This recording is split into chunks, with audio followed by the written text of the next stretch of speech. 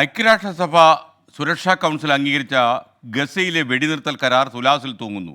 കരാറിൽ മാറ്റങ്ങൾ ആവശ്യപ്പെട്ട് ഹമാസ് രംഗത്ത് വന്നു. ആവശ്യങ്ങളിൽ പലതും പ്രായോഗികമല്ല എന്നാണ് American state secretary Antony Blinken പറയുന്നത്. മധു കൊട്ടാരക്കർ വിവരങ്ങളുമായി അമേരിക്കയിൽ നിന്ന് ചേരുന്നു. മധു, ഗുഡ് മോർണിംഗ്. മധു, ശരിക്കും UN രക്ഷാസമിതിയുടെ സെക്യൂരിറ്റി കൗൺസിൽ എന്തെങ്കിലും ഒരു കാര്യം പറഞ്ഞാൽ അത് പിന്നെ മാൻഡേറ്ററി ആണ്, നടപ്പിലാക്കേണ്ടതാണ്. പിന്നെ അതിനകത്ത് വലിയ ചർച്ചയും സംവാദങ്ങൾക്കൊന്നും സ്കോപ്പില്ല. പക്ഷേ അതൊന്നും ഈ ഇസ്രായേലിന് പ്രശ്നമല്ല എന്നാണ് തോന്നുന്നത്. Good morning SKN. ശരിക്കും നമുക്ക് അങ്ങനെ വേണം പറയാന്.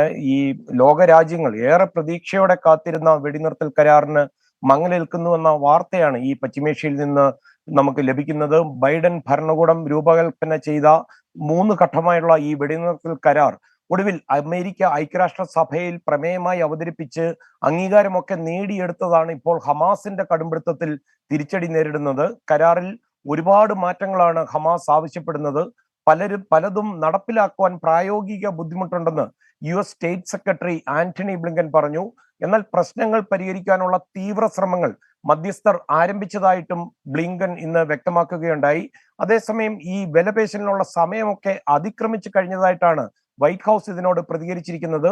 ഹമാസിന്റെ പല ആവശ്യങ്ങളും ഐക്യരാഷ്ട്ര സഭ അംഗീകരിച്ച കരാറിൽ നിന്ന് കാര്യമായി വ്യതിചലിക്കുന്നതാണെന്നാണ് വൈറ്റ് ഹൗസ് വക്താവ് മാത്യു മില്ലർ ഇന്ന് മാധ്യമങ്ങളോട് സംസാരിക്കവേ പറഞ്ഞത്. എന്നാൽ പാലസ്തീൻ ഇസ്ലാമിസ്റ്റ് ഗ്രൂപ്പ് പുതിയ നിർദ്ദേശങ്ങളൊക്കെ കൊണ്ടുവന്നു എന്നുള്ള വാർത്ത മുതിർന്ന ഹമാസ് നേതാവ് ഒസാമ ഹംദാൻ തള്ളിക്കളഞ്ഞിരിക്കുകയാണ്. നിർദ്ദേശങ്ങൾ നിരസിക്കുന്നത് ഇസ്രയേലാണെന്ന ഹമാസിന്റെ നിലപാട് അദ്ദേഹം വീണ്ടും ആവർത്തിച്ചു.